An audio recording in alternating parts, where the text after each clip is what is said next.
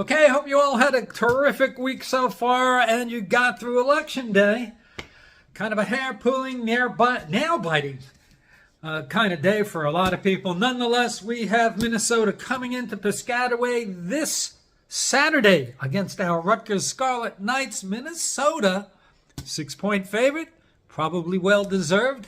Don't have a lot of beef with that. They're on PJ Fleck has them on a 4-game win streak. They are 6-3. Rutgers is 4-4. And this is an important game. They're all important games heading down the stretch. But Minnesota is a middle-of-the-road Big Ten team. They started off not too great. They might have been, actually they were. They were 2-3. They were kind of spotty. They're not particularly daunting on offense or defense.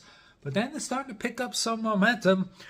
So let's go through some things, some stats, what Rutgers has to do, and the like. So I've talked about Minnesota in the past. They're kind of balanced. They want to throw it some, they want to run it some, but they don't dominate in either part of the game. Points per game, they average 27.6, which is 73rd in the country. We average a little over 23, which is 89th. We have a little bit of a struggle scoring there, no matter how many yards we get, sort of like the Jets, once again.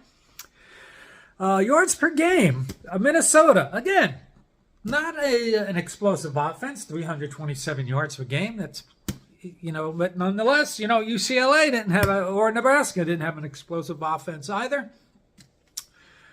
That leaves them 107th. The odd thing is we average 375 yards per game. So while Minnesota's average, that's number 107, we're 78. So we can move the ball a little bit, but we need to finish drives and get in the end zone, and we'll get to some of that in a minute. Passing game. Brosner's having a very solid year. Not a flashy quarterback, 1,811 yards. He's averaging 69% completion percentage, 13 touchdowns, 4 interceptions. So that's a good ratio there. Athan's around 54%, but we know a lot of that was, a lot of drops early on in the season. He probably should be around 60%. Nonetheless, 9 touchdowns, 5 interceptions. When you look at the rushing game, Darius Taylor for Minnesota, 126 carries, 649 yards. It's about 5 yards a carry, 8 TDs. He's going to be their main guy. Marcus Major, 64 rushes, 263 yards, and 2 touchdowns. For us, we know it's Kyle, 172 rushes, 931 yards, averages about 5.4, and double-digit touchdowns, 10 touchdowns. Sam Brown won't be the backup guy, but Antoine Raymond will, with 43 carries, 179 yards, averages about 4.3 per carry. It's a little more than I would have thought, actually, because he always seems to get those 2-3 yard plays, and 3 touchdowns. I think we want to run the ball a little more than Minnesota does. Our percentage of plays that we run the ball is 53%, which is 53rd in the country for Minnesota. A little over 46.5, and that's 103rd.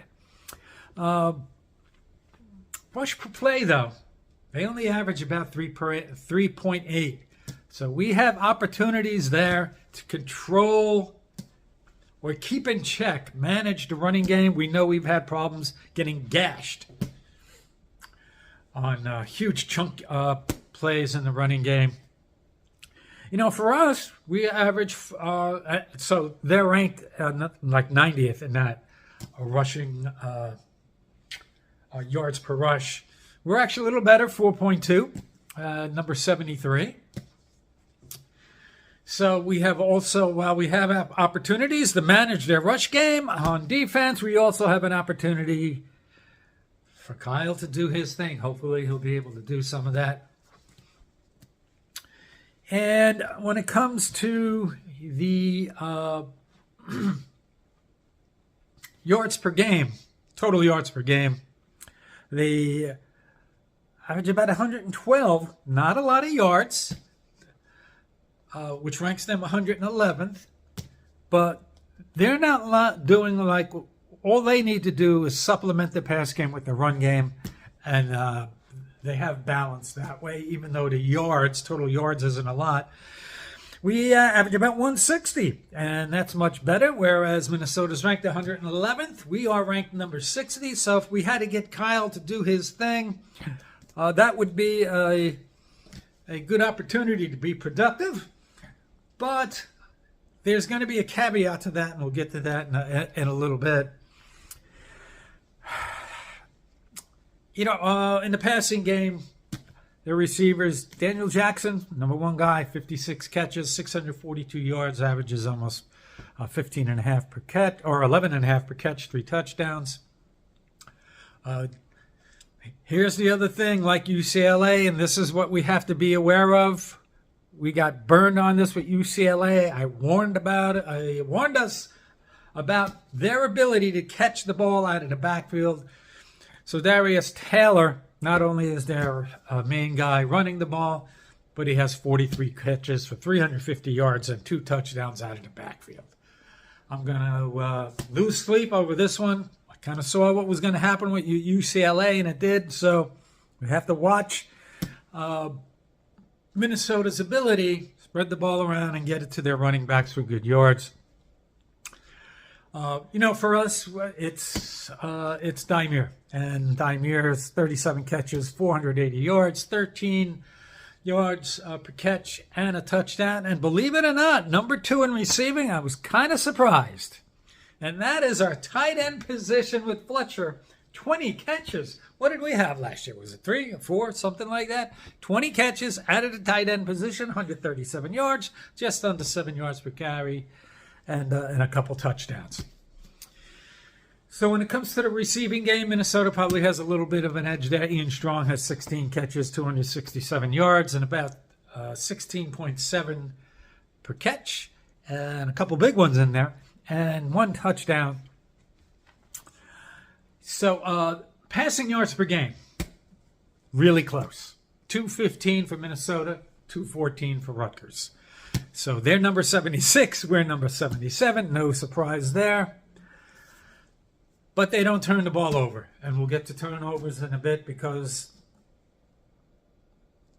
getting turnovers and not turning the ball over is a secret to Minnesota's success, despite not gaudy offensive numbers. Interception percentage, 1.58%. That's number 18 in the country. For us, it's 2.29. That's number 53. So we have to not turn the ball over. Ethan's got to be careful. He's been pretty good at it this year. But nonetheless, we don't want to give Minnesota opportunities, because they're a good team that's going to take advantage. And you don't want to be giving them short fields. Defense. Minnesota's defense is... actually, let's get back to some more offensive stats. Third down, 45% for Minnesota.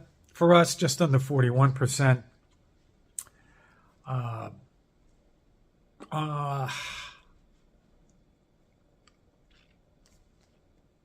On defense, for Rutgers, our third down percentage is number 88. It's like 42%. So we'll need to improve some there. But here's the thing about Minnesota. Fourth down, if they get there, 87.5%. And on defense, they only give up 37.5%. On fourth down, we're number 121 in the country. We don't want to be in one of those positions like we've been a few times on fourth down. We make the wrong call on fourth down, or we try to execute some ridiculous play down by the goal line or in the red zone, or maybe we're out by midfield. The 40, 45-yard line, 40-yard line, we got to be smart at how we approach attacking fourth down against Minnesota, because they're good at executing on offense and stopping it on defense. Red zone, Minnesota, 87%. Number 50, a little better than average. Not so better than average is Rutgers. 73%, and that's 122nd in the country. And I feel like we talk about this all the time. We have to finish drives. Finish the damn drive. We have to get touchdowns. 122nd in the red zone is just terrible. That's why we only average 23 points per game, even though our yards are pretty decent. That's reminiscent of a Washington kind of team, actually, when you think about it. So, Minnesota, if they get in the red zone, we have to do a good job on defense there. We have to be able to finish our drives in the red zone, and we have to be able to extend drives on third down. And if we're in fourth down situations, we have to be really on our game with that. Defensively, Minnesota has 14 sacks. That's not bad. It's under 2 per game. But 42 tackles for loss. So if we're going to try and get cute on offense or get predictable with our runs, they're going to have guys that can stop us, which is why they tend to be 6-3, even though they don't have a high-powered offense. Their defense is not elite, but they're pretty good. And then here's the other thing that we're going to have to be on top of our game with. We talked about turnover rates. Well, they have 15 interceptions. So they're ball hawks. Nathan's going to have to avoid making the bad pick at a bad time, and he's been pretty good with that this year, but Minnesota likes to take it away, so we're going to have to be, again, smart, accurate passes, slants underneath, screen passes, and maybe a wheel route or two. The other thing about Minnesota's defense, points per game, 16.8. It's 12th in the country. We have our work cut out for us. On the other hand, we're averaging 27.3. It's number 75. So we can't let a team like Minnesota, whose offense is decent but not elite, get 28, 30 points plus on us. And we're actually going to have to be able to move the ball and finish drives because they don't give up a lot of points on defense.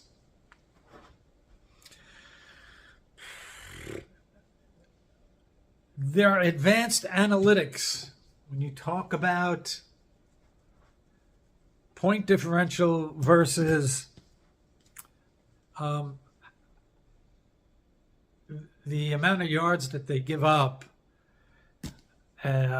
is 26th in the country. So they don't look fancy. They don't look too daunting, but they're going to be a tough team, which is why this game has worried me. They're exactly the kind of team that can give us a problem. So,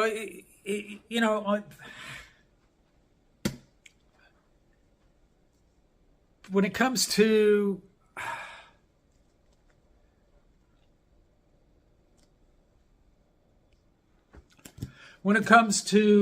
being able to defend the pass, Minnesota does a really good job, whether it's passing yards per game, passing yards per play.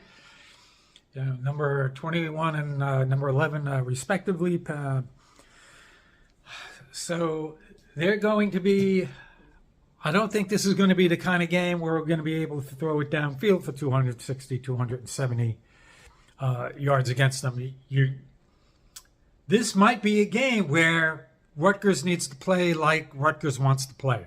Running the ball, short to medium, smart passes, and then break one deep every once in a while to loosen things up and maybe get a big play downfield. But here's the problem with that. Our defense hasn't been cooperating. If you want to play that way, I hope defense is rested up and healed up. Because Minnesota, we're not going to be able to move the ball up and down the field at will against Minnesota. This could be one of those tightly contested, hard-fought Big Ten kind of games. And I wouldn't mind seeing that if we came out on the winning end and we were productive enough in the passing game to have some success. But I think Minnesota in the end might be able to get more defensive stops than us. Maybe make a play or two more in the passing game. You know, that 6-point spread doesn't seem like it's out of line. It seems about right. But we're at home and we need to set the tone finishing out the season. So let's go into this SHI this weekend. Let's play a hard-fought, tight game, making the plays we have to make, and play well enough on defense to get a win against the Minnesota Golden Gophers, get to 5-4, and then the next time we get a win, we'll be bowl eligible once again, and that's what we're kind of looking for, at least a 6-6 season. Everybody, enjoy your week, and I hope you enjoyed a not too stressful election day, and we'll see you the next time. Cheers. Napa Valley Cat.